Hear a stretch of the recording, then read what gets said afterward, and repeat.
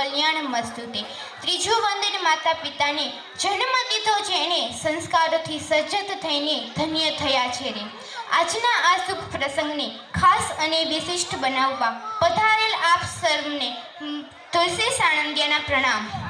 सात समंत की मसी करो लेखनी संवन राय, धरती सब कागज करो तऊ हरिगुण लिख्या न जाए। जो समुद्रनी शाही बनावी, सर्ववृक्षनी डाळीओनी लेखनी बनावी, समग्र पृथ्वीने पत्र बनावी, स्वयं मां शारदा पण जो समस्त काळ सुधी लखती रहे तो पण ए आपणा गुणोनो पार आवे एम नथी। आवा अमाप अने अगणित गुणोना भंडार ईश्वरने तमे कदी जोया छे खरा? हाँ, ए ईश्वरने मैं साव सगी आंखे पृथ्वी पर जोया छे। मारो इशारो ईश्वर समक्ष के एथी वधु शक्ति तरफ छे। मात्र हूँ नहीं, ए दरेक के जेमने माता पिताना हૈયાને પારખ્યા છે, એમના ગુણોના આશીર્વાદ મેળવ્યા છે, એ દરેક ચોક્કસપણે કહી શકશે કે તાભ્યામ ગુણાનામ પારમ ન યાતમ, એમના ગુણોનો પાર આવે એમ નથી। જીવનનો પ્રત્યેક દિવસની પ્રત્યેક કલાક માત્ર ને માત્ર સંતાનના સ્મિત સાથે જોડાઈ ગયેલું જીવન એટલે જ માતા પિતા।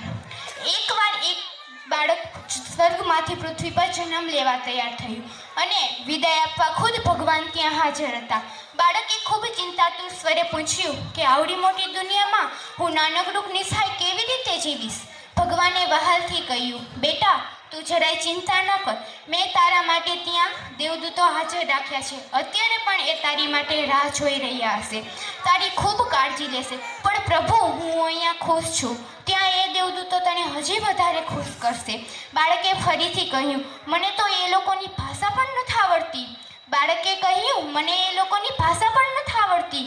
ભગવાને કહ્યું, બેટા તું ચિંતા ન કર, તે લોકો તને ખૂબ જ ધીરજથી પ્રેમથી બહારથી તને ભાષા પણ બોલતા શીખવશે અને તું જે કહીશ તે સાંભળશે અને દુનિયાની દરેક ખરાબ વસ્તુથી તારું રક્ષણ એ દેવદૂતો જ કરશે।